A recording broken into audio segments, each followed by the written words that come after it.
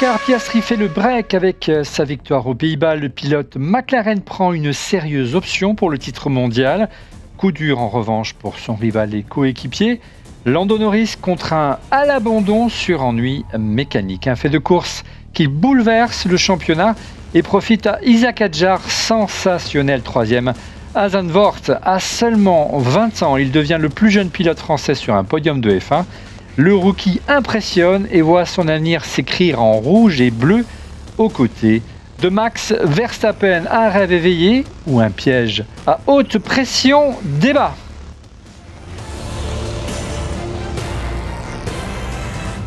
Bonjour à toutes et à tous, très heureux de vous retrouver pour On refait la F1, votre émission hebdomadaire sur l'actualité de la Formule 1.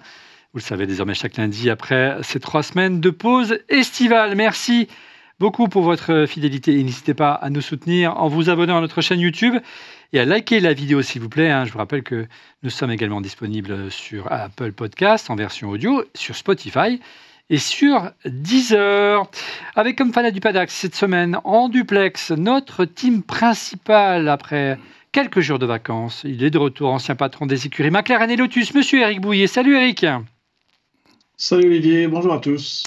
À mes côtés en plateau, Miss DRS Queen, fan de Max Verstappen, et elle affiche un sourire, rayonnant, regardez, après la perf de son poulain, Justine Pélisson. Salut Justine. Salut Olivier, bonjour à tous. Il n'a 2 yeux que pour Alpine, son écurie de cœur, monsieur Guillaume Pommier, alias Redele Forever. Salut bonjour Guillaume. Olivier, c'est moins réjouissant pour moi. Oui, ses yeux à lui sont encore brûlés par le soleil du désert des Agriates. Tout juste de retour de son île, fan de Mercedes, Laurent Pantanage. Salut Laurent. Bonjour tout le monde. Quant aux yeux de nos tifosi, regardez, les larmes coulent encore après le double abandon de leur champion. Vous voulez un petit mouchoir, les tifos? Comment ça va, messieurs Pépone et Don Camille? Tout est dit. Voilà. Et quant à moi... Il est en noir, tiens, notez qu'il est en noir. Il est en noir, tu as raison. Il est en deuil. Don Camille est en deuil. Et quant à moi, je demeure un supporter de Fernando Alonso, vous le savez, qui a super bien marché ce week-end. On est ravis, et puis honneur... Ah bah oui. Honneur aux petits Français sur le podium. On a mis une casquette Racing Bull. Un mot au sujet de notre sponsor, de notre émission. Il s'agit bien sûr de Winamax. Le site de paris en ligne Winamax offre à tous les nouveaux joueurs 2 bonus de bienvenue exceptionnels pour parier et pour découvrir vos avantages. Rendez-vous en fin d'émission dans la rubrique pronostic ou encore dans la description tout simplement de la vidéo. Je vous rappelle que les jeux d'argent sont strictement interdits aux mineurs. Je vous rappelle également que c'est un jeu qui ne permet pas de s'enrichir et que ce n'est pas une alternative au travail. Un grand merci en tout cas à Winamax de nous soutenir. Messieurs, dames, que pensez-vous d'un petit, si ça marche, parce que j'ai changé de système pendant les vacances, voilà, ça arrive, un petit radio check. Radio check. Loud and clear. Et en préambule de cette émission, retour sur le Grand Prix des Pays-Bas qui s'est tenu ce week-end avec vos tops et vos flops.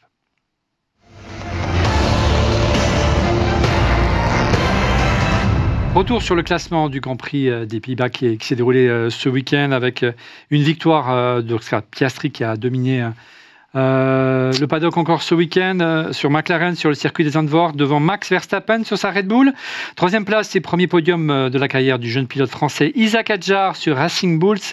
4e place pour George Russell sur Mercedes, suivi d'Albon sur sa Williams. 5e. 6e et belle course d'Oliver Biermann sur sa Haas, on l'a peu souligné. Et enfin 7e et 8e place pour les 2 pilotes Aston Martin. Yes, Lance Stroll et notre ami Fernando Alonso, enfin Tsunoda qui décroche la 9e place sur sa Red Bull. Et le top 10 se clôture par Esteban Ocon sur sa Haas. Dois-je préciser que je crois, vraiment celui qui a le plus progressé, c'est Oliver Biermann. Il est parti 19e. 19e, il est arrivé 7e. Il est arrivé 6e, c'est remarquable. 7e. Côté tricolore, donc on a dit... Et Lance Stroll aussi a fait une super perf. Ouais, on a eu 2 Français dans les points et Pierre Gasly qui se classe 17e et bon dernier. On en reviendra notamment avec Guillaume tout à l'heure. Allez, place à vos tops et on commence par tout simplement Eric Bouillet. Eric, quel est ton top cette semaine? Vous partagez, je crois, le même top entre toi, Don Camille et Guillaume. Évidemment, le top que j'ai choisi, c'est Isack Hadjar qui a fait un début de saison entiché évidemment de sa sortie de route en Australie autour de formation, mais qui fait une très belle saison, qui progresse bien. On le sent vraiment engagé. En tout cas, il progresse. Il a même droit aux flatteries de notre ami Dr Marco, donc c'est étonnant. Et puis là, évidemment, il a fait une course exceptionnelle, ce qui n'est pas évident. C'est un circuit qui est assez compliqué et facile de faire des fautes. On l'a vu, hein, même les grands en ont fait chez les rouges. Voilà, il y a eu un peu de pluie, safety car, mais bon, il n'a rien lâché et il s'est battu jusqu'au bout et donc récompensé par ce podium inespéré. Tu le soulignais, premier podium d'Isaac Hadjar. Tu suis depuis les formules de promotion. Eric, est-ce que ça t'a surpris cette progression, cette accélération? Ça va très vite, hein. Tu l'as dit, il a même pas pu prendre le départ de la première course puisqu'il s'est sorti lors du tour de formation. C'était en Australie. En Australie. Et quel progrès. Voilà, on voit que d'autres rookies ont du mal quand même à s'adapter. Et quand on le compare à Liam Lawson, il n'a pas à rougir, bien au contraire. Oui, bien au contraire. Même, c'est vrai qu'il est. C'est vrai que chez Racing Bull, c'est un peu une école différente des autres équipes, puisque c'est une école qui forme des jeunes pilotes pour Red Bull. Donc les voitures sont censées être plus faciles à conduire, peut-être un peu moins performantes. Mais moi, c'est vrai que j'ai connu Isaac, il était en Formule 4 en France à 14 ans. Et de le voir progresser comme ça en F3, F2, même s'il n'a jamais gagné le championnat, mais il a toujours été aux avant-postes. Hein, de mémoire, je crois que c'est 4e en F3 et 2e en F2. Mais voilà, il est en F1, il est en train d'exploser, donc ce qui est génial pour lui, et j'espère qu'ils ne vont pas l'appeler trop vite chez Red Bull, quoi. On va en D'autant parler. plus génial, c'est que si on se rappelle de l'image quand même de la première course lorsqu'il est en photo avec le père d'Hamilton, voilà, on aurait pu penser que ça allait être difficile pour lui de revenir, et finalement il est revenu jusqu'à avoir le résultat qu'on lui connaît aujourd'hui. En tout cas, il réussit mieux que certains débutants comme Hamilton, ça c'est certain. Donc, Ami, il a profité de l'abandon de Lando Norris quand même, mais il a quand même brillamment résisté à Russell et à Leclerc tout au long de la course. Hein. Il a même talonné à un moment donné Verstappen, hein, donc, Ami. C'est plus ça qui me paraît important, c'est que, parce que quand même à Zandvoort, quand on est proche, c'est compliqué de dépasser, quoi qu'il arrive, même si, enfin, c'est un circuit que moi j'aime beaucoup, parce que c'est, comme on dit, à l'ancienne, et ça engendre des choses intéressantes. Ici, c'est surtout le fait qu'il restait très très proche de Max, qui était impressionnant. Et pour le reste, oui, c'est comme a dit Eric, sa carrière n'a pas été exceptionnelle, même si en France, on en a un peu fait plus. Mais c'est vrai qu'en résultat pur, il n'a jamais gagné un championnat. Mais quand même, quoi. C'est le cas de Max, hein, si vous vous souvenez bien. Je ne veux pas dire de bêtises, mais Max, c'était Esteban qui avait gagné les championnats la F3, ouais. Donc Esteban qui avait gagné la F3. Voilà. Donc en gros, je dirais qu'avant ça, c'était moins flamboyant qu'un Bortoletto, par exemple, hein, qui a été 2 fois champion 2 fois de suite, en F3 et en F2. C'est une carrière moins météoritique que notre ami, bon, on attendra un petit peu, mais notre ami Kimi Antonelli. Voilà. Il a perdu de la nationalité italienne. Ouais, c'est possible. On en parle. mais pour le coup, non, ravi pour Isaac. Et puis il y avait qu'à voir cette ambiance dans l'écurie Red Bull. C'était plaisir à voir. Quoi. Et la joie que lui-même exprimait sur son visage. Ouais. Enfin, c'était très agréable à voir. Hein. C'était agréable à voir, d'autant plus que tu avais Piastri à côté. Oui. Imperturbable. La joie de Piastri est magnifique à voir, quoi. C'est Et contagieuse même. Guillaume, c'est également ton top. Plus jeune pilote français à monter sur un podium. Oui, difficile de donner un autre top aujourd'hui. Alors, il a fait un week-end magnifique, 4e en qualification et podium, 3e en course. Et je pense que, pour rajouter quelques éléments par rapport à ce qu'ont déjà dit Eric et Alain, il y a peut-être 3 éléments qui encore surévaluent sa performance. Le premier, c'est que c'est un peu à la régulière, quoi. Il n'a pas bénéficié de grosses circonstances de course, à part peut-être l'abandon de Norris. Mais il aurait quand même fait 4. Je veux dire, c'est pas quand Gasly gagne à Monza en 2020 ou quand Ocon gagne en Hongrie en 2021, il y a quand même des circonstances très favorables. Il y a un certain Fernando Alonso pour. Bon, voilà. Donc, je dirais qu'à la régulière, il était quand même devant. Deuxième chose, il ne faut pas l'oublier, ça n'a pas été dit, il est sur une Racing Bull. Donc, moi, j'aime bien comparer en fait les résultats d'un pilote par rapport au matériel dont il dispose. Et là, il suroptimise en fait ce qu'il a, quoi. Et qu'on compare par rapport à Lawson, il est loin. Alors Lawson la voiture était plutôt bonne même en qualif ce week-end, mais Hadjar il a vraiment su performer par rapport à sa voiture. Et troisième élément, c'est que y a quand même eu des effets de course qui auraient pu le déstabiliser pour un jeune, pour un rookie. 3 safety cars avec des restarts. La pluie. On a quand même la pluie. On a Verstappen devant, on a quand même des Leclerc, des Russell derrière. Et il est resté très agressif. Il a été solide. Il a été très mature en fait. Et il a montré beaucoup de maturité, de rigueur, de classe, donc bravo à lui. Et je vais conclure comme Eric. Dommage, j'espère qu'il ne va pas aller trop vite dans le baquet maudit de la Red Bull. Voilà. Surtout qu'on oublie qu'il y a eu des gros problèmes, Eric, de moteur et de problèmes techniques tout au long des essais libres et qu'en plus, il a manqué de roulage ce week-end. Oui, il a manqué de roulage et donc ça montre bien combien il est motivé, engagé, parce que c'est pas, je suis pas sûr qu'il ait roulé beaucoup à Zandvoort dans les catégories juniors. Donc c'est quand même un nouveau circuit, donc même s'il y a la préparation sur simulateur et autres. Ouais, c'est c'est tout au mérite. Donc, en tout cas, l'écurie était contente. Les 2 voitures étaient en top 10 en qualif, donc c'est déjà un signe. Et non, clairement, c'est du très très beau travail. Voilà. Alors, je me tourne vers Madame Red Bull, à savoir Justine. Est-ce que c'est je dirais le successeur désigné de Yuki pour l'année prochaine et le coéquipier parfait pour Max Verstappen, ou risque-t-il, comme disait tout à l'heure Eric, de se brûler les ailes, cher Red Bull? On en a déjà parlé, mais c'est vrai qu'on voit que M. Marco le soutient depuis longtemps. Cet été, j'ai regardé le reportage sur Canal+, qui le suit en F2, et on voit donc à quel point il est triste à la fin de la saison de ne pas gagner, mais on le sent déjà extrêmement motivé, et c'est un des derniers à avoir un baquet en F1. Mais on sentait qu'il avait énormément faim, qu'il travaillait avec ses ingénieurs, et ça, c'est ce qu'on a retrouvé ce week-end. Moi, ça me fait encore plus plaisir de le voir arriver sur ce podium quand on voit vraiment l'historique qu'il a et cette déception F2. Mais par contre, depuis le début, il dit que lui, il rêverait d'apprendre aux côtés de Max. Il admire beaucoup Max, qui apparemment lui donne plein de conseils. Et j'ai peur que malheureusement, comme il s'est vraiment pu se positionner comme ce pilote qui a gagné en maturité très rapidement, qui a l'air d'être quasiment prêt sur la Racing Bull à monter sur la Red Bull, j'ai peur qu'à un moment donné, ce soit évident que Yuki, on va quand même le signaler, c'était aussi dans mes tops, si j'enchaîne avec mes tops, moi c'était ce week-end Red Bull. Tu veux enchaîner avec tes tops? Peut-être, comme ça on est dans l'écurie Red Bull. Moi j'ai mis Red Bull et surtout Max, parce que je suis ravie de voir Max remonter sur un podium, et surtout qu'il a fait une très belle course, on l'a vu être assez agressif, il avait une stratégie sur les pneus tendres au tout début de course, pour doubler Norris. Moi j'aurais aimé qu'il double Piastri, je pense que ça aurait été possible, mais malheureusement il a un peu... Quel premier virage! Il a fait un premier virage exceptionnel, même si après il a été redoublé par Norris qui a fait pareil, qu'il a doublé de manière magnifique. Mais donc une très belle course pour Max qui a tenu, alors qu'on le voyait, mais avec des écarts mais improbables. Il se faisait tellement devancer par les McLaren, c'était hallucinant. Mais qui a réussi à défendre par rapport à Adjar. Et j'ai mis Red Bull overall parce qu'il y a Yuki. Et je suis ravie de noter que pour une fois, notre petit Yuki, le second batteur Red Bull, est rentré dans les points. Donc ça fait plaisir. Le petit point en plus dans le championnat des constructeurs. Ce classe 9e. C'est non négligeable. Il est 9e. Donc voilà. Eric, peut-être avec toi, toujours très agressif, on cherche des solutions, ils ont cherché des solutions, tout le week-end ils étaient nulle part, on est quasiment en essai libre avec Max, on a vu qu'ils ont essayé de répartir les poids, la balance dans tous les sens, mettre beaucoup de poids sur l'avant notamment, on sait qu'il aime les avants très très forts, l'ami Max, et puis ils ont trouvé encore une fois, et puis c'était juste la bonne idée de partir en tendre, risqué, mais agressif, et ça fait plutôt plaisir à voir. Ils tentent en tout cas.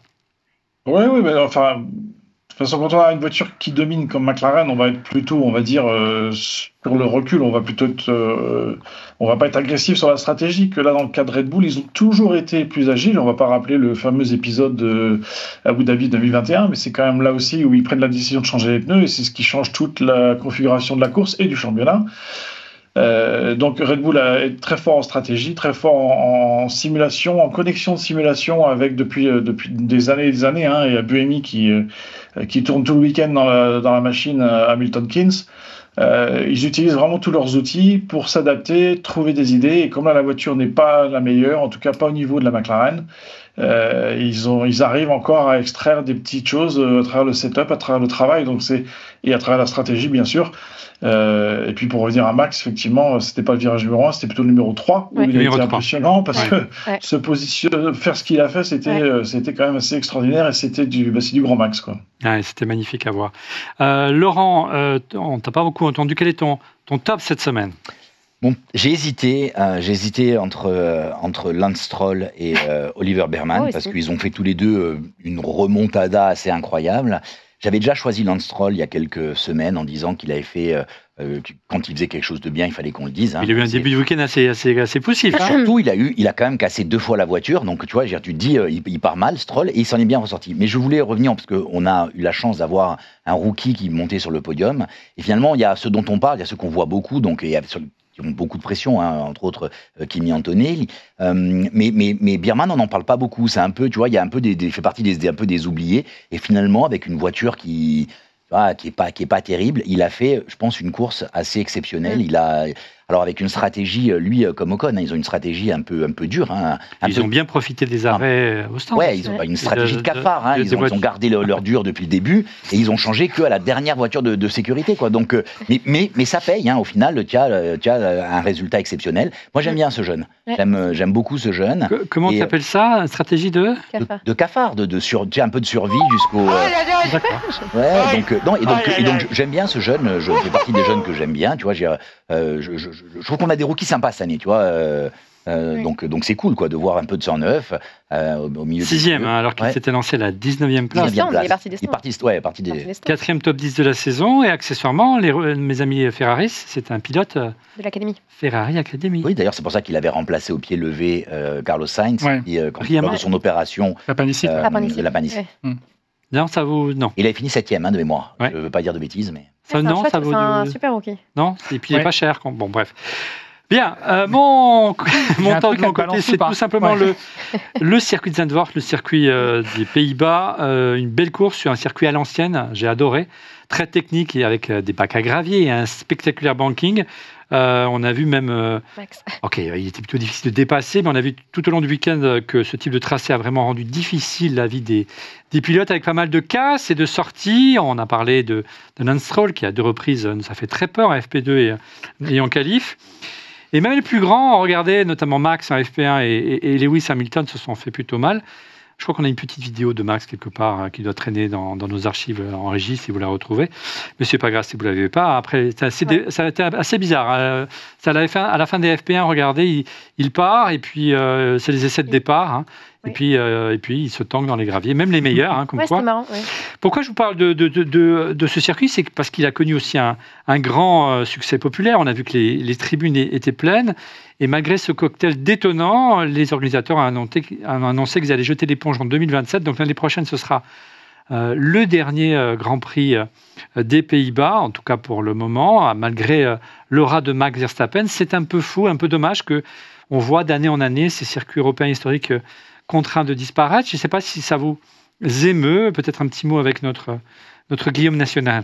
Ben oui, mais moi je suis toujours très peiné par la disparition de circuits emblématiques de la F1. Alors Zandvoort, c'est pas peut-être le plus iconique de tous en Europe. Il y en a d'autres. Il est historique, mais il avait disparu. Il est revenu, mais il y en a d'autres. On peut citer Hockenheim. Prost a perdu un champion du monde à Zandvoort.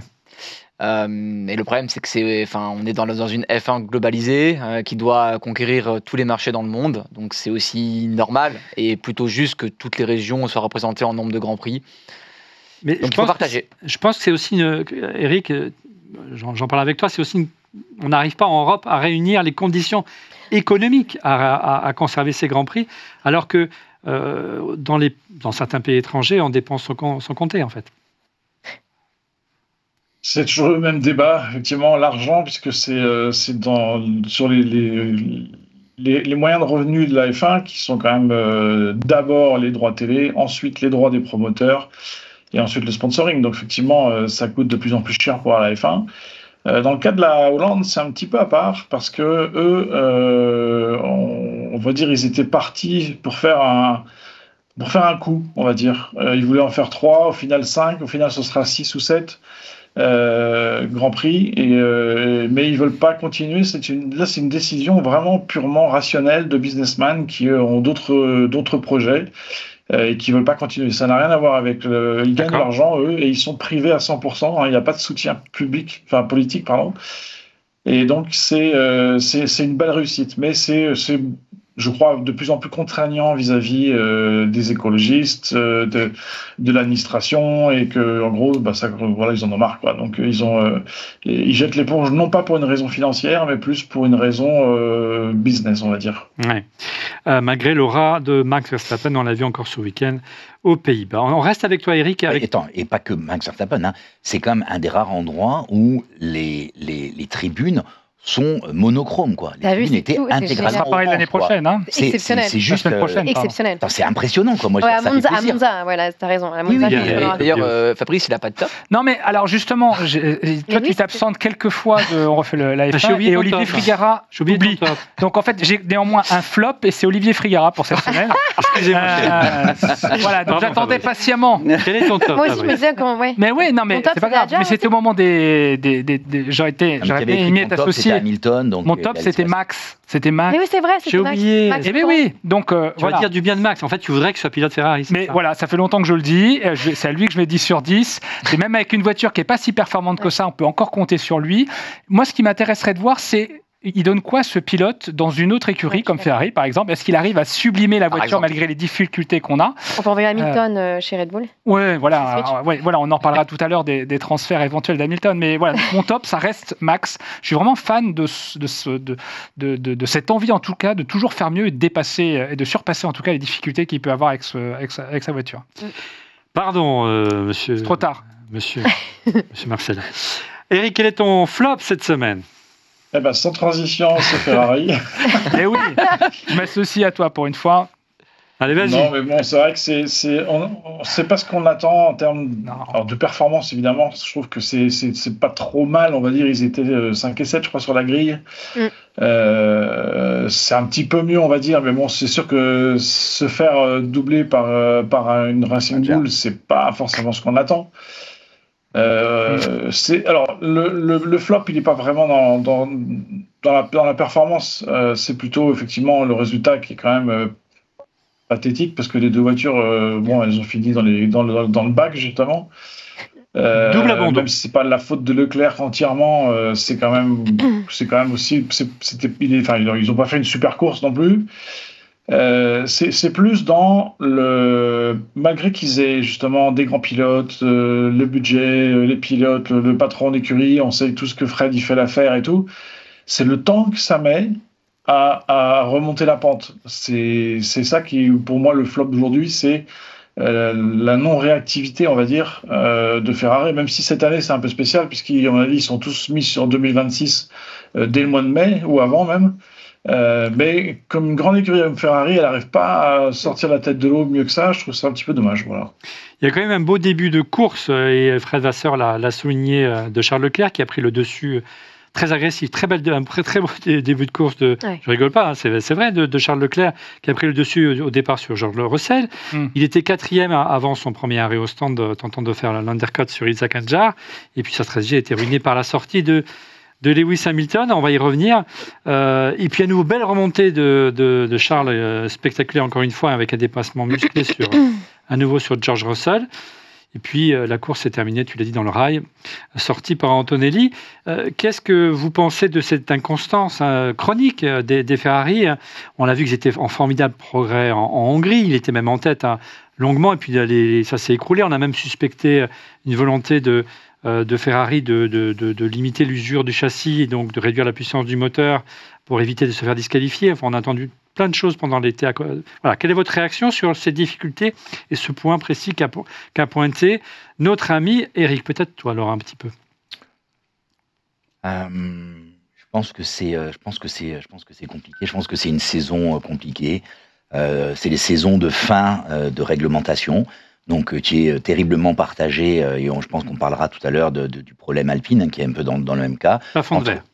Non, mais surtout, qu'est-ce que je fais? Est-ce que j'investis sur le fait d'améliorer la voiture? Donc là, il y avait des espoirs en début de saison où on pensait que, tu vois, Fred avait dit on a changé la voiture à 95%, donc c'est toujours un risque. Changer à 95% alors qu'il ne te reste qu'une année, est-ce que c'est parce que tu as voulu résoudre? Ils ont changé le principe d'amortisseur, qui est quand même un gros changement. Je pense que c'est une saison qui est, il mange du pain noir. Tu as l'arrivée d'un nouveau pilote qui est dans une voiture qui lui correspond pas trop. Alors bien sûr, on va entendre le flop de nos amis ferraristes, et je vais défendre Hamilton, mais je pense que c'est compliqué, quoi. Non, on a le temps, mais c'est pas encore arrivé. Non, mais il y a une de tous ceux qui souffrent, je trouve que ce sont ceux qui s'en sortent le mieux. Maintenant, c'est pas à la hauteur de là où on a envie de voir. Ce sont eux qui souffrent le mieux. Non, de tous ceux qui souffrent, parce qu'il y en a beaucoup qui souffrent. Ils ont une meilleure attitude, je trouve, chez Alpine, tu vois.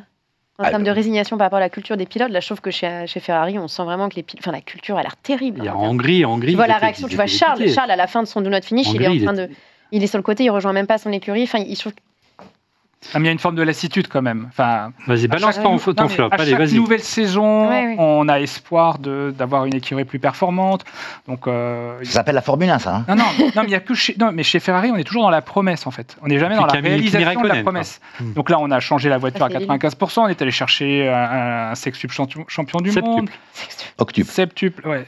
Septuple, il a fait 7 fois. C'est déjà pas mal. C'est déjà pas mal. Donc voilà, c'est ça qui est ultra frustrant. Même pendant cette pause estivale, il y avait encore un nouvel espoir en se disant que allez, on va redémarrer sur de bonnes rails. Et aujourd'hui, finalement, lorsqu'on échange les uns les autres, on se dit non, mais c'était pas si mal. C'était quand même, ils étaient 4e ou 7e, je sais plus en quel livre. Peu importe, c'est tellement nul que ça m'intéresse pas s'ils sont pas dans les 3 premiers.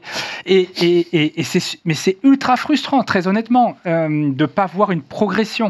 On voit la seule constance aujourd'hui chez Ferrari, c'est voilà, de rester une écurie assez médiocre finalement. Non, mais je suis fan de Ferrari, donc c'est compliqué pour moi de dire ça. Donc ton flop, c'est Lewis Hamilton. Et mon flop, c'est Lewis Hamilton. Pourquoi c'est Lewis Hamilton? Parce qu'on en attendait beaucoup de lui, et puis de nouveau, c'est un pilote ultra expérimenté. On pensait qu'il allait apporter aussi beaucoup à l'écurie. Enfin, je notais, il n'a pas été une seule fois, à part la course sprint, sur le podium en combien 16 Grands Prix, quoi. C'est hallucinant. Même Adjar, comme je le disais tout à l'heure, c'est quand même un rookie sur une écurie quand même qui n'est pas exceptionnelle. Il arrive 3e. Donc, et c'est une succession, une répétition finalement d'erreurs stratégiques. Et puis là, d'une sortie, enfin ça ne devrait pas arriver à Hamilton, ça. Ah, voilà, donc mon agacement, il est à la hauteur finalement de la promesse non réussie de Ferrari, quoi. On a bien compris que la coupe était pleine. Donc, Camille, c'est également ton flop. Lewis Hamilton s'est pourtant rapproché ce week-end des temps de Charles en FP1 et FP2. Il a même dominé un temps. Il n'était pas loin. Et puis il copie ses réglages, d'ailleurs. Lui-même le dit. Il copie les réglages de Leclerc. Donc, Camille, ton sentiment? C'est mon flop et je le regrette parce que vraiment c'est quelqu'un que j'aime beaucoup à tout niveau. L'élu, cher à notre ami. Oui, c'est l'élu si tu veux. Il n'y a pas de problème là-dessus. Mais voilà, son week-end a été, oui, ok, il s'est rapproché de Charles, mais il a été quasi catastrophique, quoi. 360 dans 2 séances différentes. Ça fait peur, hein. Patinage artistique. Fait peur. Et puis après, boum, on s'envoie dans le rail. Ça fait quand même, ça fait beaucoup. Lewis ne va pas bien. Alors, je préfère le prendre avec humour. Moi, je vais vous donner 3 possibilités sur le fait que Lewis n'est pas bien. Bon, il ne faut pas oublier Krosco, son chien préféré, adoré, qui a 12 ans, a fait une pneumonie récemment. Ça pourrait avoir accaparé Lewis. Deuxièmement, sa société de burger végétal qu'il avait avec Leonardo DiCaprio a fait faillite. 3e possibilité. Voilà. Et 3e possibilité, c'est peut-être que plus 44, ça va pas si bien que ça. C'est sa boîte de mode. J'en sais rien. Mais à mon avis, c'est pas dans la Formule 1 que ça se passe, c'est ailleurs. Et Lewis, c'est quand même quelqu'un qui l'a révélé d'ailleurs, un peu fragile, plus qu'on ne le croit. Donc, j'en sais rien. Allez, Lewis, réveille-toi, on t'adore et fais-nous un Monza de derrière les fagots. Ah, quand même. Une réaction tiens, un petit mot adressé à l'élu. Un petit mot aux tifosi que j'apprécie. Et la saison est difficile. Pour Hamilton, elle est très compliquée. Et Ferrari, elle est difficile. Juste par rapport à ce qu'a dit Laurent, j'achète pas trop. En fait, je trouve que l'argument est facile de dire qu'on ne développe pas pour 2025. Parce que toutes les équipes, en fait, sont un peu focus sur 2026. Pourquoi Ferrari plus qu'une autre? Et il y en a qui progressent et qui sont meilleurs. Donc je pense que c'est un peu facile de renvoyer la faute sur ça. Et en fait, pour... Je ne l'ai pas renvoyé sur ça. Je t'ai juste dit que quand tu changes la voiture à 95%, tu multiplies le risque de te retrouver à devoir faire plus d'optimisation sur la voiture actuelle alors que tu changes quoi qu'il en soit l'an prochain. Donc, sachant que la personne qui a conçu la voiture est partie entre-temps chez Mercedes. Voilà, c'est aussi Eric qui avait dit que le développement s'est arrêté et tout, mais je pense que c'est pour toutes les équipes en fait. Donc, et la Ferrari n'était pas forcément moins bonne en début de saison que maintenant. Donc, à voir. Et en fait, je pense que ce qui est frustrant, et là je comprends totalement Fabrice, c'est qu'en fait, en début de saison, tout était réuni pour que Ferrari gagne. Et il y avait tellement d'attentes.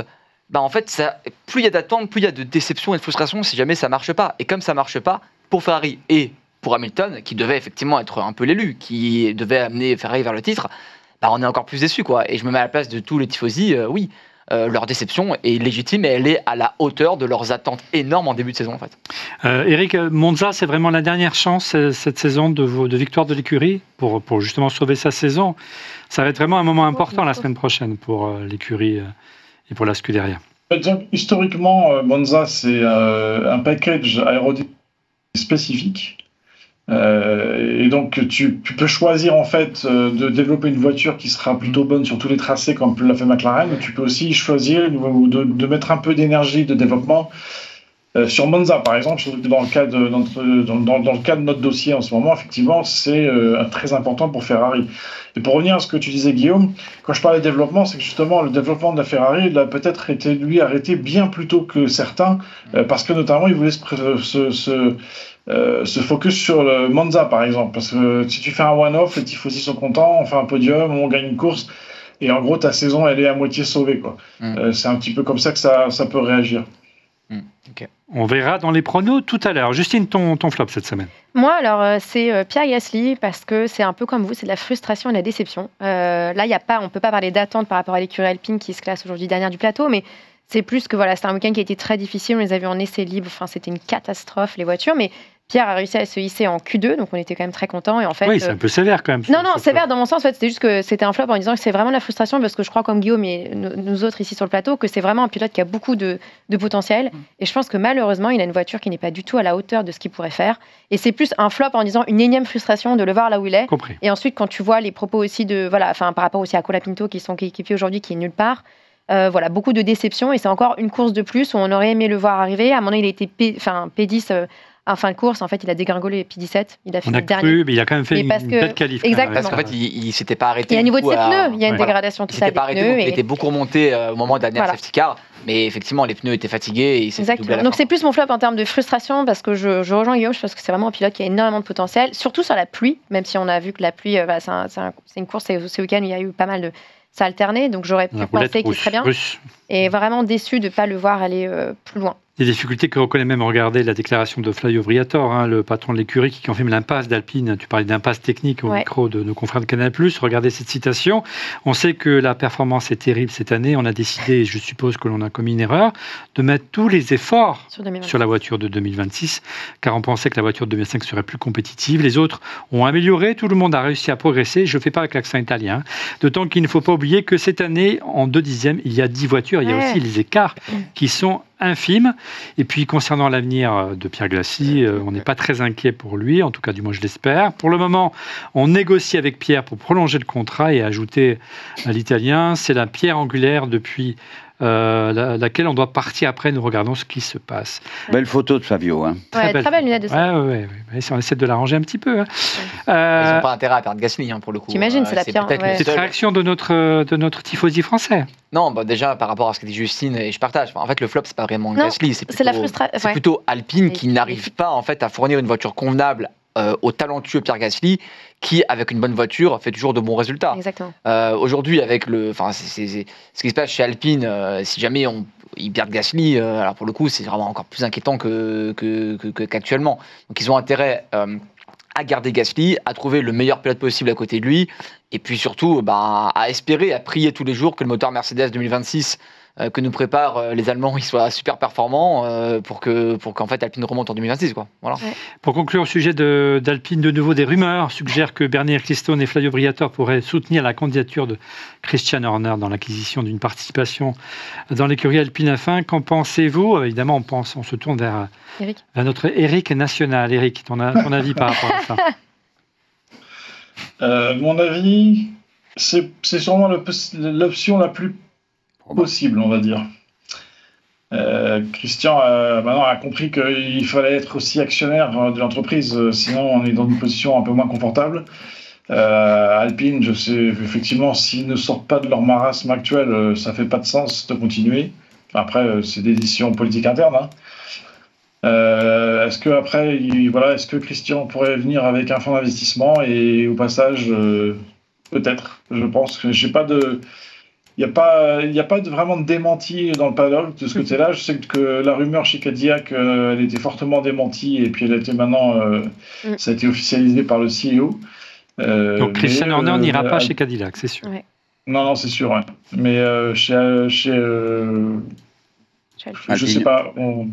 Chez Alpine, peut-être. En tout cas, ça fait bien marrer Toto Wolff. Regarde la réaction du patron de Mercedes et rival historique de Christian Horner. Je cite, si un projet aussi passionnant voyait le jour, évidemment la réunion de ces trois gars réunis, toute la mafia au complet, cela donnerait un excellent contenu. Ton flop, avec toi Laurent, c'était le même. Tu partages ton flop avec moi et avec Guillaume, mais on enchaînera avec toi. Écoute, une fois n'est pas coutume.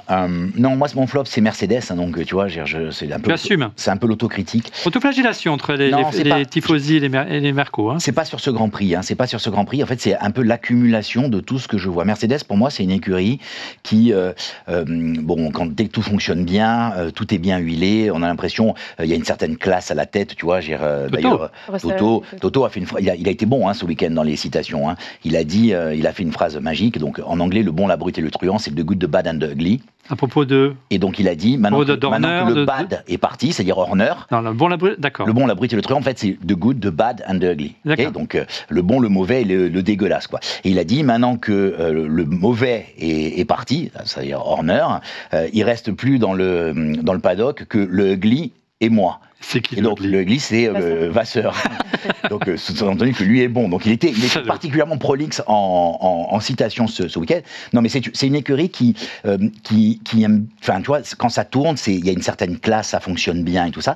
Et je trouve que depuis, alors je vais pas dire depuis Abu Dhabi parce que tu peux louper, mais c'est une lente descente aux enfers, lente. Alors c'est pas Alpine, on n'est pas dans la même ampleur, mais tout est un peu flou. Donc là, par exemple, ce week-end, tu as Antonil qui fait une erreur de débutant, le banking rentré à l'intérieur de la courbe, ça passe pas. Tous ceux qui ont essayé, ils sont pas passés. Oui, c'est une petite erreur. Donc tu vas voir, il se cherche. Tu as un moteur qui casse, le moteur de Norris, un moteur Mercedes. Tu as Russell qui est le gendre idéal à l'extérieur, propre sur lui, classe, qui est tout le temps en train d'être un nasillard au téléphone. Et je me plains, c'est toujours la faute de l'autre, du machin, du bidule. Ça t'énerve. Et ça m'agace. Ouais, ça m'agace à ce niveau de. Et tu vois, Mercedes encore une fois était pas dans. Tu vois, c'est pas Helmut Marko derrière. Tu vois, il y a pas. On n'est pas dans cette espèce de saleté. Tu vois. Donc je trouve ça agaçant. Et je trouve il faut qu'ils rebondissent parce que c'est fatigant. Ils savent. Je vais te dire un truc. Je pense qu'ils savent tellement qu'ils ont le cul sale que tu as Kimi qui est allé s'excuser a priori auprès de Ferrari. On l'a vu sortir de chez Ferrari. Et la deuxième chose, c'est qu'ils ont dit qu'ils ne porteraient pas réclamation pour le slalom de Leclerc.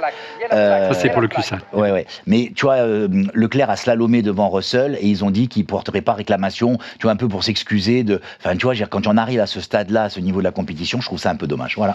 Tu partages ton flop avec Laurent et les sentiments de Laurent, Guillaume? Alors oui et non, parce que moi je veux axer juste sur l'un des éléments que Laurent a mentionné, c'est la fiabilité du moteur Mercedes qui a potentiellement coûté le titre à Norris ce week-end. Et je trouve ça très regrettable. Bon, déjà, c'est super cruel pour Norris, qui a été super rapide ce week-end, qui perd la pole pour 12 millième parce qu'il n'y a pas d'aspiration dans la ligne droite. Piastri, il bénéficie aussi de ça. Ouais, ça s'est joué à rien. Ça s'est joué à rien alors qu'il était plus rapide. Il fait une bonne course. Enfin, il est presque souvent plus rapide d'ailleurs que Piastri. Oui. Il n'a rien à se reprocher ce week-end. Mais ça ne sert à rien d'être plus rapide sur un circuit où on ne peut pas doubler. Oui, c'était très juste. C'est pour ça que j'ai mentionné les 12 millièmes de la qualif. Donc c'est super cruel pour lui. Et puis je trouve que c'est dommage pour le championnat parce qu'en fait, on a deux super pilotes qui en fait sont à la lutte de manière permanente. Il y a un écart qui est très faible. Et là, en fait, ça serait dommage que le titre se joue sur une erreur de moteur, panne mécanique et qui coûte en fait 25 points. Enfin, 18 points, on va dire. Il aurait été deuxième, ou peut-être 18 points. Oui, ils vont rappeler, c'est pas grave. Ça coûte 18 points à Norris, et là, ça fait 34 poins. Alors à part si Piastri, du coup, connaît aussi une mésaventure, malheureusement, ça se complique pour les deux, en fait, pour Norris. Et je trouve, et je finirai par là, je pense que l'image vraiment, alors bien sûr, on est français, donc c'est bien sûr Hadjar qu'on va garder à l'esprit ce week-end, mais vraiment l'image de tous les fans de F1 ce week-end, c'est quand même Norris qui s'assoit, casque sur la tête à côté de la piste et tête dans les mains sur la tête et qui se dit fatalité, j'ai peut-être perdu le titre quoi. Ouais. Et ça me fait penser à des Schumacher, à des Prost ou des Senna qui perdaient le titre comme ça et puis qui se mettaient à côté, qui regardaient la piste. Et ça me fait penser à ça, c'est la continuité de la grande histoire de la F1 et je pense qu'on a on a vécu peut-être la suite de cette histoire-là. Mais pour gagner en F1, il faut savoir aussi parfois perdre. Et de grands noms ont beaucoup perdu avant de gagner. On pense notamment mais à Montréal, il faut aussi ne pas faire d'erreur. Ça fait le deuxième championnat qui pas tout le temps. Voilà. Alors moi, c'est mon flop également parce que j'ai le sentiment que Mercedes est totalement sur 2026, comme il avait fait du temps de Schumacher lorsque Schumacher avait fini sa carrière chez eux et l'année suivante, Lewis est arrivé. La première année aussi, ils étaient tournés vers 2026, vers les moteurs V6 hybrides. Est-ce que tu partages mon sentiment, Eric, sur le fait que Mercedes parie tous sur la nouvelle réglementation et on parle beaucoup des performances du nouveau moteur Mercedes. Comme on parlait tout à l'heure, ils le font tous. De toute façon, 2026, c'est rare d'avoir en plus un double changement de réglementation concernant le moteur et le châssis. Alors, les écuries de F1 qui sont constructeurs de moteurs, évidemment, ça les concerne doublement. Donc, il y a eu beaucoup de dispersion. Le fait de remettre les équipes sur le nouveau moteur, peut-être même que la panne de Norris est due au fait aussi que voilà, on arrive sur la fin de vie, fin de maintenance des moteurs. On ne va pas refaire des nouveaux blocs et tout ça pour cette année. C'est un peu peut-être le prix à payer quand on change de réglementation. Il y a forcément une fin en soi quelque part, même si on ne s'imagine pas à ce niveau-là de professionnalisme qu'elle existe. Mais ça peut arriver à avoir un peu de distraction. Puis Mercedes le syndrome Mercedes depuis un moment déjà, c'est que c'est une excellente boîte d'ingénierie, je dirais. Ils ont perdu la flexibilité il y a longtemps, notamment face à un Red Bull, on l'a vu, ils n'étaient pas aussi flexibles. Donc ils sont capables de produire des voitures exceptionnelles, mais si elle n'est pas exceptionnelle, ils restent dans le même marasme, puisqu'il faudra effectivement une révolution, je dirais, soit réglementaire, comme l'année prochaine, où là ils peuvent revenir sur le devant de la scène, en espérant que voilà, ils ne se soient pas trop endormis en tant que ce que j'appellerais une entité d'ingénierie. Justine, tu voulais réagir? Non, je disais, il y a quand même une super nouvelle côté Mercedes, c'est côté F1 Academy. N'oublions pas les femmes qui ont leur académie, les petites dédicaces à Gatien, qui est dans les coulisses derrière, mais on a quand même Dorian Pain qui est en train de mener son championnat, qui est quand même la pépite Mercedes, soutenue par Toto Wolff. Donc voilà, le petit rayon de soleil de la saison, c'est quand même côté F1 féminine. N'hésitez pas à aller regarder d'ailleurs le championnat de la F1 Academy. Est-ce qu'on a une vue sur notre magnifique régie? Est-ce qu'ils sont là, la régie? Est-ce qu'ils sont ici? Oui, ils sont chauds comme la base. Ils sont nombreux. Ils sont nombreux. Incroyable. Ça fait plaisir. Ça fait vraiment plaisir. Incroyable. Il va falloir beaucoup de sponsors pour payer tout ce monde. Allez, gros plan à présent sur le coup. Il y a plus loin avec Mercedes, c'est que la question que je me pose sur 2026, c'est que niveau moteur, probablement, ils seraient au-dessus. Ceci dit, est-ce qu'ils ont vraiment toujours brillé au niveau des châssis? Je suis moins sûr. Or, comme a dit Eric, la saison prochaine, c'est tout à la fois. C'est moteur, châssis et aéro. Donc, quand on dit Mercedes va être au-dessus, maintenant, d'un autre côté, quand je vois la tête de Toto, je le trouve beaucoup moins tracassé que les résultats sont mauvais. Donc, effectivement, peut-être qu'ils sont en train de mettre le paquet sur 2026. Voilà. Ce que je voulais rajouter à ce qu'a dit Eric là-dessus. Solide, tu veux dire solide, là, tu peux mettre le solide. Solide. Oui, je n'ai pas, je ne crois pas l'avoir au compteur. Si tu veux, je peux te le mettre, mais je ne suis pas sûr de l'avoir. Pas me le mettre. De mieux en mieux. Eh bien non, par contre... Good job. Good job, amazing. J'ai amazing, allez, tiens, voilà. C'est le mérite. On a hâte de 2026. Allez, gros plan à présent sur le grand perdant de cette course des Pays-Bas. Il s'agit bien sûr de Lando Norris.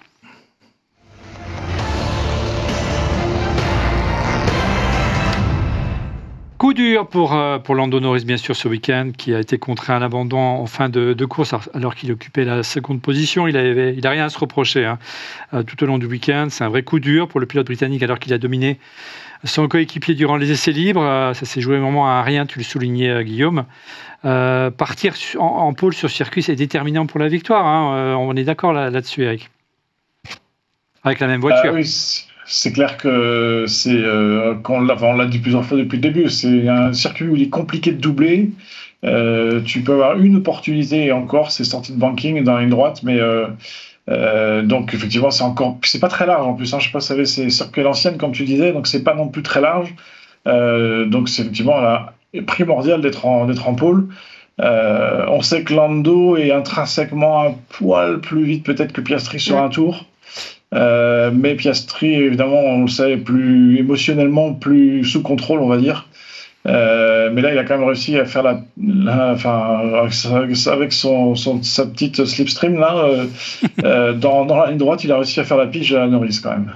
Ouais, il a encore fait impressionner par son calme. On l'a vu, on l'a souligné en début d'émission, en fin de course, il a pour lui, cette victoire, il n'a même pas sauté au plafond alors qu'il a cassé la baraque. Là, il a pris un avantage décisif, on va en parler. Il a vraiment réussi à contrôler la course, une grande maîtrise. Qu'est-ce que vous avez pensé, encore une fois, du pilotage et de l'attitude d'Oscar Piastri déjà, il a réussi enfin, je sais pas dans quelle mesure il a bien maîtrisé ça, mais au départ, il s'est arrangé pour éviter. Ouais. Attends, je finis, et puis après tu réagis. Ouais. Non, mais il n'y a plus de respect, je suis plus là. Il faut venir plus souvent. Donc, ce que je disais juste, c'est que je ne sais pas dans quelle mesure il avait complètement anticipé, mais il a réussi au départ à éviter que Norris, bien sûr, le double, mais surtout à faire en sorte que Max double Norris. Et donc, de fait, ça lui a permis quand même de prendre un peu d'avance et creuser l'écart avec Norris. Donc, bravo pour ça. En tout cas, si c'était calculé, si c'est tel que lui le souhaitait, belle exécution de Piastri. Moi, je voulais réagir là. Non, mais oui, tu as raison, Fabrice. C'est vrai qu'il fait ce qu'il faut au départ. Et je vais même te dire, en fait, je pense que Norris part même un peu mieux que Piastri. Il fait un meilleur départ et on sent qu'il va presque à l'intérieur pour le doubler. Ouais. Et du coup, qu'est-ce que fait Piastri ? Évidemment, c'est malin, normal. En fait, il va l'enfermer à l'intérieur. Max arrive sur l'autre côté et il enferme Norris qui perd du coup la deuxième place. Même au départ, malheureusement, il n'y a pas beaucoup de chance pour Norris. Il n'est pas chanceux, c'est vrai. Et il a fait quelques erreurs, mais il n'est pas chanceux. Même au départ, j'ai trouvé que, mince, quoi, tu vois, c'est lui qui prend le meilleur départ, et malgré ça, encore une fois, il se retrouve 3e, et il doit encore perdre quelques secondes. Il a 4 secondes, il fait un dépassement magistral sur Verstappen, il a 4 secondes de Piastri. Et ça s'embrique pas bien pour lui, quoi, c'est malheureusement. Non, mais ouais. Oscar qui a fait le break véritablement ce week-end au championnat, les amis, avec 34 points d'avance sur Lando Norris. Il domine maintenant le championnat avec 309 points. Est-ce que vous pensez qu'on a vraiment atteint un tournant de ce week-end Il a fait. On sait que je pense que celui qui sera champion du monde cette année sera celui qui sera passé le plus de fois le premier. Tu vois, rendez-vous au premier virage, dit Julien Pébraud. J'ai l'impression que c'est celui qui passe le premier virage en premier qui a gagné, parce qu'on a quand même eu beaucoup de gens qui ont fait pôle victoire derrière. Hein. Donc ça veut dire que cette saison-là, en tout cas, c'est un fort avantage. Et donc je pense que à ce jeu, effectivement, Piastri a cet avantage. Il a hier fait quelque chose d'exceptionnel. Hein. Il a fait le Grand Slam, hein. Donc il a dominé toutes les configurations. Qualif. Meilleur tour en course. Meilleur tour en course. Victoire. Quali, victoire. Et je crois et la tête. Il a été en tête tout le Grand Prix. C'est la première fois de sa vie que ça lui arrive. Meilleur tour en course, il n'y a pas du meilleur tour en course. Il a tout. Il a la totale. Donc il a dominé le Grand Prix. Il n'a jamais été second. Tu vois. Donc non, c'est parfait. Quoi. Il y a pas beaucoup de champions qui ont fait ça. Donc c'est je vais pas dire que c'est une corde en plus à son arc, mais c'est un trophée en plus à son palmarès. Non, ça va être dur. Moi, ce que je vois, je pense que les carottes vont commencer à être difficiles. Je pense à Guillaume quand j'ai vu l'arrêt, parce que moi j'aime beaucoup Piastri, il aime beaucoup Norris, donc on se chamaille souvent sur ce sujet. Je me dis qu'on se taquine. Et très sympathiquement, avec beaucoup de respect. Mais je me dis, c'est peut-être l'opportunité de voir, parce que finalement, aujourd'hui, celui qui est... Oui, il a 34 points d'avance, mais il va se retrouver dans une situation où, malgré sa froideur, il va devoir défendre et l'autre va ne plus rien avoir à perdre. Donc, et comme il est effectivement rapide, Norris est rapide. Je pense que ça va envenimer la Je pense pas que ça va envenimer, ça va donner l'opportunité à Norris de nous sortir des choses exceptionnelles. Ouais. Et c'est là où on verra si c'est un grand pilote ou pas. Oui, parce qu'il est plus instinctif, plus impulsif. Ça peut peut-être libérer un peu de pression à Norris, c'est vrai. Norris est plus agressif, peut-être. Très réglo, on l'a vu. Il n'a pas cherché du tout. Piastri l'a attaqué en Hongrie, souvenez-vous, il a pu le sortir. Mais là, il était très propre. Après, alors peut-être, mais moi je pense quand même que si jamais il n'y a pas de défaillance mécanique ou de problème ou de sortie de piste, enfin, si jamais il n'y a pas un fait de course côté Piastri, à coup de plus 7 points, plus 10 points, tu auras quand même du mal à les récupérer, quoi. Il reste plus tellement de courses que ça. 34 points, c'est quand même beaucoup, quoi. Eric, ça me rappelle un peu la saison Rosberg-Hamilton, lorsque Rosberg a gagné, je ne sais plus à quel Grand Prix. Malaisie où Hamilton casse son moteur, et ça a été vraiment le tournant de la saison. J'ai l'impression d'avoir revécu la même chose ce week-end. Ouais, on est à un tel niveau de fiabilité aujourd'hui que ça devient rare. Hein. On perd l'habitude de voir des voitures qui s'arrêtent. C'est vrai. En tout cas d'elles-mêmes. C'est vrai que dans le cas en plus de McLaren, d'avoir deux pilotes aussi proches l'un de l'autre, comme l'étaient à l'époque effectivement Lewis et Rosberg, c'est vrai que ça risque de coûter très cher. Maintenant, on n'est pas à l'abri non plus d'un accident ou autre chose qui fait que Piastri pourrait aussi ne pas finir une course et laisser Lando gagner. Mais effectivement, la régulière sans pénalité entre guillemets extérieure, ça va être compliqué pour Lando. Ouais. Et je suis d'accord avec ce que vous disiez, c'est que ça peut libérer Lando aussi. Et on peut retrouver sur la dernière partie de saison un Lando un peu plus acerbe, on va dire. Et on le disait, résultat au classement pilote, effectivement, l'ami Oscar Piastri s'envole, il creuse l'écart, on l'a dit, avec 34 points d'avance sur Lando Norris, avec 309 points. Max Verstappen conforte sa troisième place avec son brillant podium et sa deuxième place à Zandvoort sur Russell, malgré leurs abandons respectifs. Charles Leclerc et Lewis Hamilton sont 5e et 6e devant Andrea Kimi et Antonelli. Le premier Français, c'est désormais Isaac Hadjar qui est 10e. Wow. Et oui. Albon qui est 8e, c'est génial. Et au classement constructeur, qu'est-ce que ça donne? Sans surprise. Comptablement, Lewis Hamilton peut toujours être champion du monde. Hein. Non. Oui. Non. Vraiment? Encore? Oui, il y a il faut tous qu'ils abandonnent jusqu'à la fin. Oui, il y a 9 courses, il y a quasiment 250. C'est très pertinent cette remarque. 250. Et Max aussi. Hein, tout le monde, tout le monde peut l'être. Mais moi, je suis pas le champion du monde, c'est ça que tu es en train de me dire. Ce que je veux te dire, c'est qu'il y a encore des points. Il y a encore des points. Bon. Au classement constructeur, Lando a perdu autant de points à Montréal qu'ici. C'est clair. Et c'est sur une faute de pilotage. Ça, donc vraiment... je tempère un peu le fait de la malchance, etc. Et pour le reste... Vous savez ce que je pense de Piastri depuis le début, c'est pas un rigolo, ça c'est sûr. Mais bon, champion Formule Renault, 7 victoires en 2019, champion de Formule 3, 2 victoires en 2020, champion de Formule 2, 6 victoires en 21.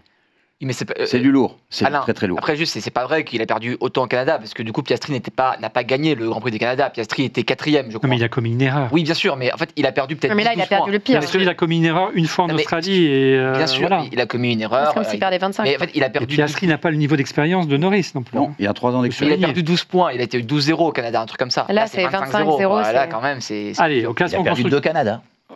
Tu vas y arriver, Olivier. Au classement constructeur, qu'est-ce que ça donne? McLaren caracole en tête du championnat avec 584 points. Il dispose de 260 points d'avance sur Ferrari. Troisième Mercedes qui n'est plus qu'à 12 points. La Scuderia, attention. Et Red Bull n'est que quatrième avec 214 points quand même devant Williams. 240 points. S'il vous plaît, pas 200 en même temps. Racing Bulls, Kick-Sauber et Haas. Et enfin Alpine demeure dernière du championnat avec 20 points et accuse 24 points de retard sur sa devancière Haas. On sait que les points sont importants. Allez, parce qu'on est très en retard déjà, on va aborder très rapidement le cas Cadillac et le pari de l'expérience.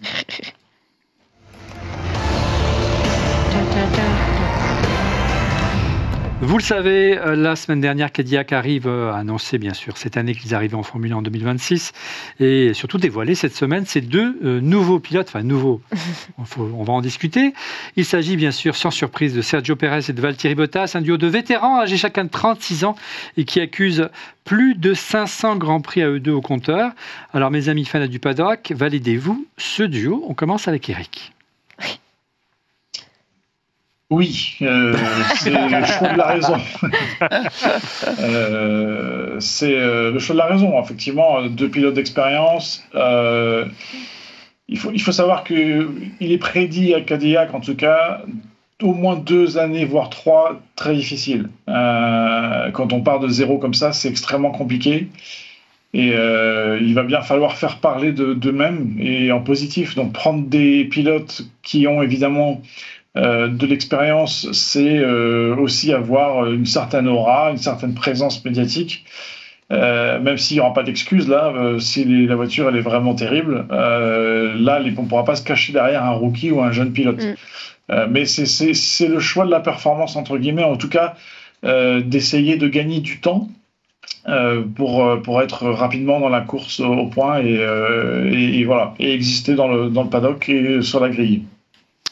En tout cas, c'est un choix qui un peu surprenant parce qu'on parlait aussi de ces pilotes, Guillaume, chez Alpine, de vouloir aller dans une écurie qui doit autant avoir besoin de pas mal de temps avant de briller plutôt qu'une écurie qui est déjà en place, même si elle a des difficultés. C'est encore un bel affront pour Alpine. Après, je pense peut-être le projet Cadillac est plus sexy aujourd'hui que le projet Alpine parce que c'est nouveau et parce qu'il y a peut-être beaucoup de moyens. Moi, je suis un peu personnellement déçu J'aurais bien aimé avoir un Pérez, par exemple, chez Alpine. Je pense qu'il aurait fait beaucoup de bien à l'écurie aux côtés de Gasly.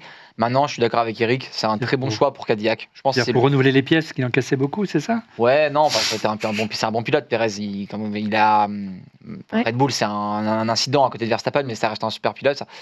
Et je suis d'accord avec Eric. C'est un bon choix. C'est un bon duo, et je pense que c'est le meilleur duo. Pour les pilotes qui étaient un peu disponibles, c'est les deux meilleurs choix possibles pour Cadillac, pour justement accumuler de l'expérience, de la data, faire progresser l'écurie. Donc, je pense que c'est un bon choix. Et je suis content aussi personnellement de revoir ces deux pilotes sur la grille l'année prochaine. Donc, bon choix, je suis content. Baptiste, avant de briller. Oui.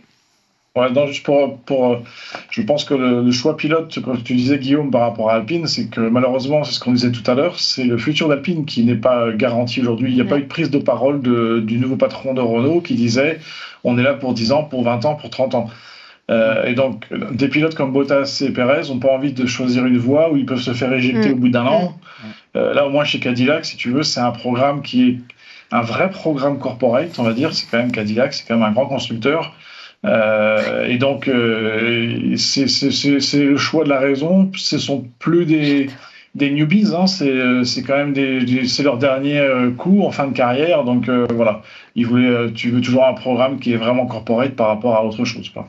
Mais Eric, tu disais que c'est le choix de la raison. C'est aussi le choix de suivre la même stratégie que des aînés qui sont partis quasiment de rien, comme Red Bull, qui à son arrivée en F1 en 2005 a fait le choix aussi de prendre des pilotes expérimentés, dont David Coulthard, qui a déclaré lors d'une interview la semaine dernière que le patron de Red Bull, Dieter Mateschitz, lui avait dit d'abord il faut construire l'équipe avant de chercher le meilleur pilote. Est-ce que tu penses qu'il y a un parallèle? Au-delà, quand même, sachant que Red Bull partait d'une écurie existante, même si c'était pas la meilleure, loin de là, Jaguar, là, ils partent de zéro. Ils n'ont aucune expérience en F1. Ils ont 2 usines aux États-Unis, une usine en Grande-Bretagne. Waouh, ça va être un sacré mécano à faire fonctionner. Hein.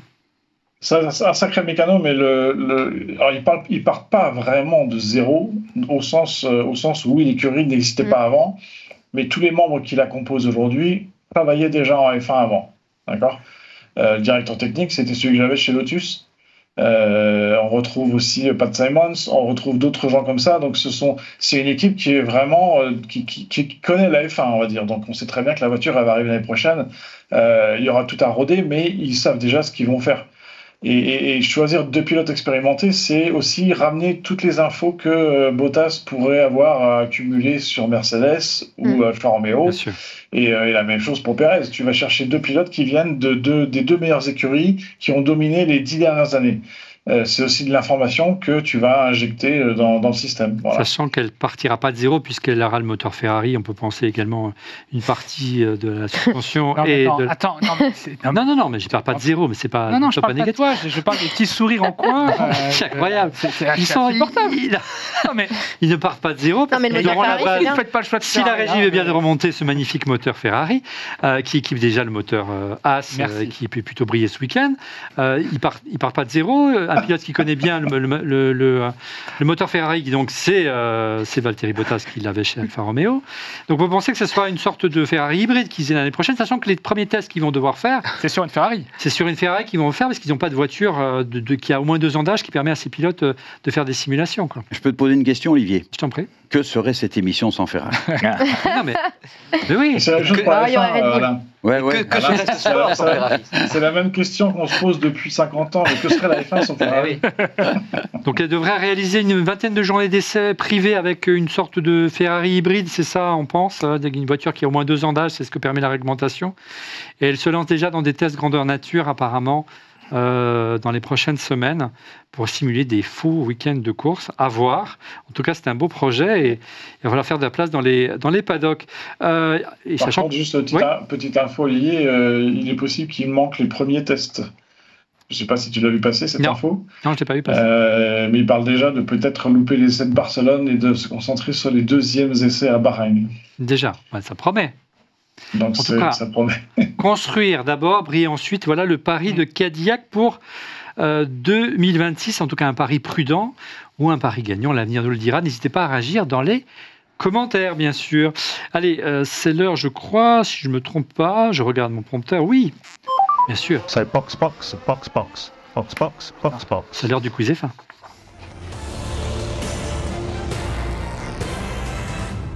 Là, c'est votre rubrique préférée ou la rubrique que vous faites le plus peur, je ne sais pas. Le quiz F1, cette semaine, on met à l'honneur un pilote mexicain qui sera de retour en F1. On en a parlé, il s'agit bien sûr de Checo Pérez.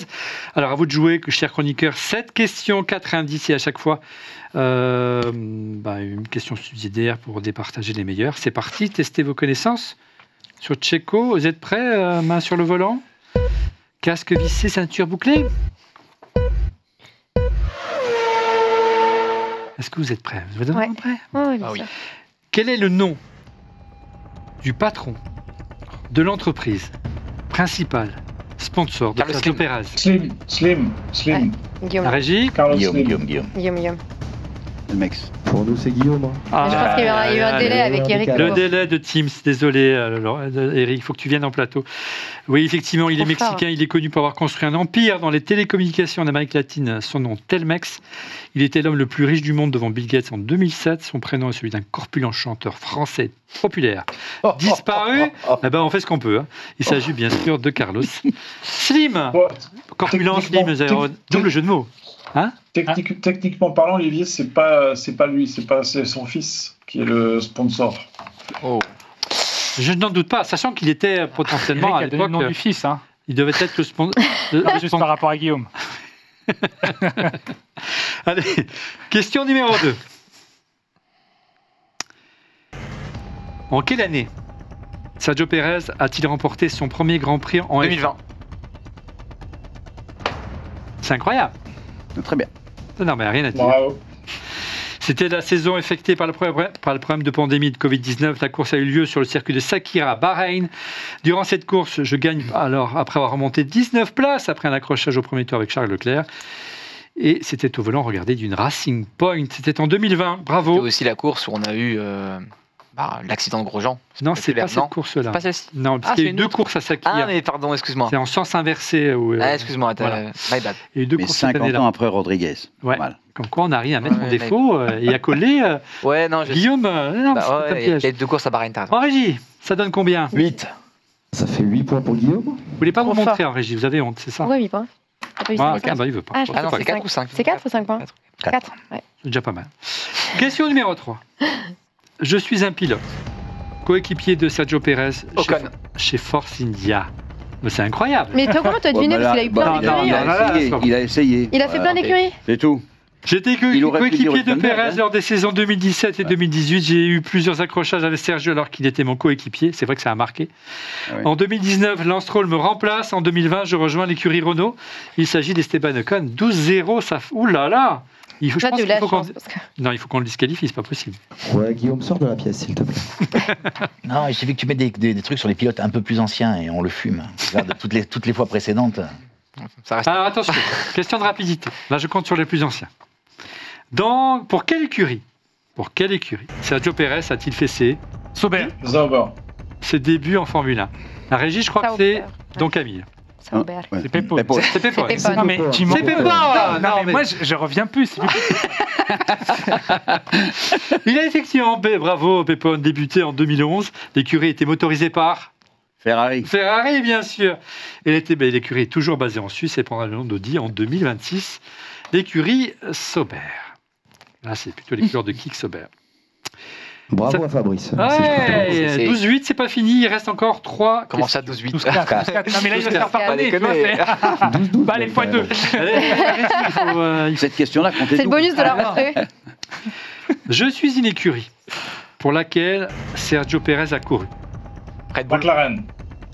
Bonne réponse de monsieur, le team principal, à savoir Eric Bouillet. Bien sûr, McLaren. 4 points. Ça tourne. Voilà, on aurait pu sortir toutes les écuries. 12-4-4, c'est ça, en régie? 12-4-4. C'est exact. Alors, j'ai couru pour McLaren qu'une seule saison en 2013. J'ai remplacé Lewis Hamilton, on oublié. Mon coéquipier était Jenson Button. Là, ils m'ont été me chercher de vieilles McLaren en régie. J'ai été remplacé par Kevin Magnussen en 2014, je crois, de mémoire. Allez, dernière chance pour revenir sur notre ami Guillaume. Je suis à nouveau un pilote et j'ai été coéquipier de Sergio Pérez. Button.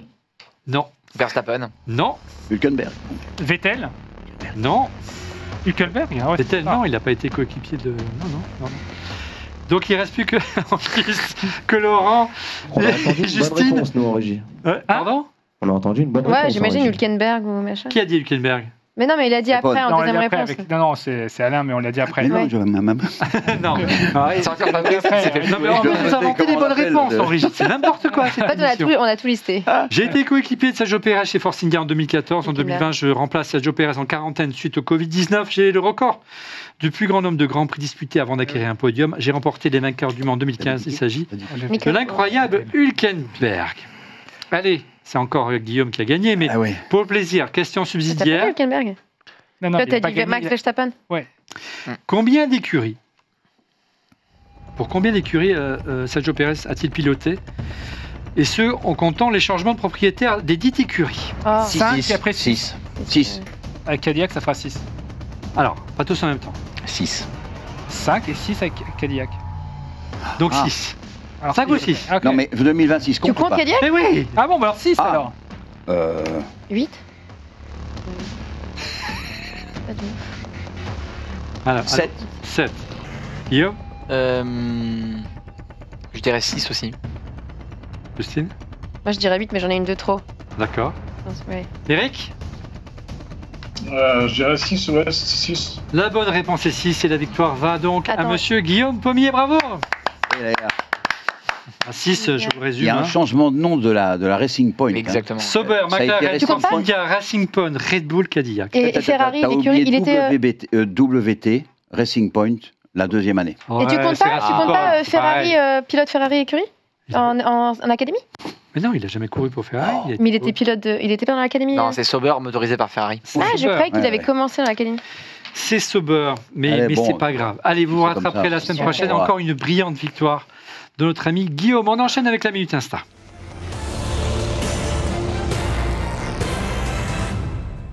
On va essayer de redonner le sourire à nos Ferraristes et nos tifosi, même en vacances, regardez. Et en golf buggy, Max ne peut pas s'empêcher de doubler. C'est sympa. Oui, c'est- Il a fait la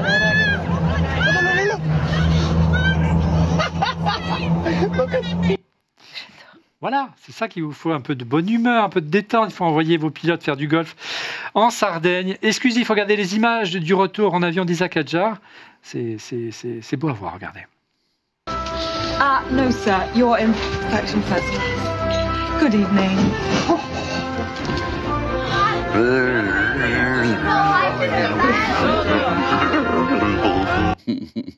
Et après le plongeon de Leclerc et Vasseur dans le port de Monaco, après la victoire du Monégas, c'est au tour, c'est un tout autre saut auquel on a assisté ce week-end.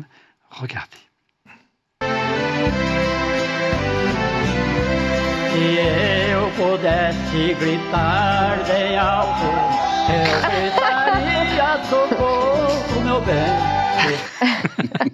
Vous voulez pas les tifosi, ça va? On garde le sourire. Allez, place à vos pronos du Grand Prix de Monza.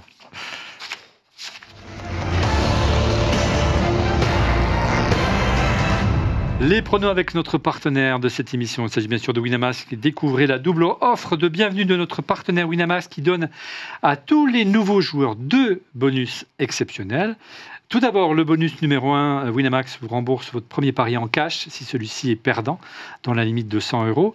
Et le bonus numéro 2, Winamax vous offre 10 € supplémentaires en cash avec le code promo ORLF1. Alors comment ça marche? Vous déposez 100 € en saisissant le code ORLF1 pour profiter des 10 € supplémentaires. Vous placez votre premier pari et Winamax vous rembourse le montant si celui-ci est perdant, dans la limite de 100 €. Vous pouvez vous inscrire sur Winamax et renseigner le code ORLF1 au moment de votre premier dépôt via le lien en dessous. Regardez dans la description de la vidéo, on compte sur vous. Attention, cette offre est réservée uniquement aux nouveaux joueurs et je vous rappelle que c'est un jeu d'argent et que les jeux d'argent sont interdits, ils sont interdits aux mineurs et réservés aux majeurs. Et je vous rappelle également que c'est un jeu qui ne permet pas de s'enrichir, qui n'est pas une alternative au travail. Un grand merci à Winamax pour son soutien qui sponsorise cette émission. Retour à présent sur vos pronos du Grand Prix des Pays-Bas, Aïe, aïe. qui a la bonne pioche. Notre monteur Gastien s'en est donné à cœur joie cette semaine. Regardez.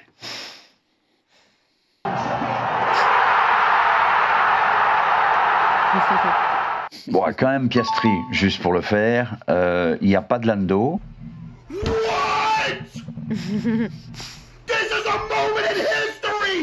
J'adore. il y a Max en 2, et puis alors là, je frotte la manche de notre ami australien, Fernando 3. This right here is my favorite thing ever in the history of forever. I think about this every day. Moi, je vais mettre Norris en première parce que la remontée n'est pas encore terminée. Piastri en 2 et allez, Leclerc en 3. Avec Charles en premier, Oscar en numéro 2 et Verstappen en numéro 3. Premier Norris, second Piastri et troisième Max Verstappen sur 7 heures. Aïe, aïe, aïe, aïe, aïe, aïe. Bon, j'assume. Les meilleurs chroniqueurs n'étaient pas là. C'est pour ça. Allez, place à vos pronos du Grand Prix de Monza la semaine prochaine. Quels sont vos pronos? On commence avec Eric. Allez, je vais redonner le sourire aux Ferraristes, mais je vais dire Norris, Leclerc et Piastri. Ah ouais. En plateau, Laurent. Leclerc, Hamilton, Piastri. Retour des Ferrari. Hamilton. Ouais. Doublé Ferrari. Waouh. Guillaume. C'est là ou jamais. Hein. C'est là ou jamais. Norris, Leclerc et Verstappen. D'accord. Justine. Max, Piastri, Russell. Max. Oui. D'accord. Et moi, je vais mettre Norris, Max et Leclerc. Et on se donne rendez-vous la semaine les prochaine. Ferraristas. Ah, pardon. Ah, non, non, là, c'est le carton rouge. On ne peut pas envoyer de carton rouge. On ne peut pas envoyer d'objets contendants du duplex. Non, duplex, c'est pas possible. Ils sont énervés, hein, heureusement que c'est la rentrée. Ils sont sur les nerfs. Ils sont sur les nerfs. Vous avez eu un mois et demi de vacances, les gars. On est sur les nerfs. Là, ils mettent tout ce qu'il leur reste sur Monza. Franchement. Allez, on commence avec ton Camille. Bon, je vais quand même mettre Charles, voilà. Lewis, c'est un peu dur. J'irai Max, low aileron, bonne stratégie, machin. Et puis, histoire de corriger le truc, allez, Kimi va nous faire un 3. Toujours faire un outsider, c'est pas mauvais. Ah non. Et le meilleur pour la fin, bien sûr, les pronos de Pépon. Merci Olivier. Alors, Piastri, Leclerc, Norris. Très bien. Écoutez, moi je relève les copies la semaine prochaine, nous en rendez-vous. La semaine prochaine, c'est la fin de Refait la fin. Merci de l'avoir suivi. Prochain rendez-vous, cap sur l'Italie, le Grand Prix de Monza. La semaine prochaine, la pression va être maximale sur les épaules de Ferrari. Rendez-vous donc lundi prochain sur YouTube, Apple Podcasts et Spotify pour le prochain numéro de Refait la F1 tous les lundis à partir de 18h30 vers ces eaux-là. Et pour être prévenu en temps réel de la mise en ligne de l'émission, je vous invite bien sûr à vous abonner. Allez-y à notre chaîne YouTube et à cliquer sur le petit bouton. Et n'oubliez pas également le petit pouce, ça fait toujours plaisir. Voilà, le petit pouce, c'est super, le petit pouce. Merci encore pour votre fidélité. Rendez-vous la semaine prochaine. Salut! Et puis au générique, là.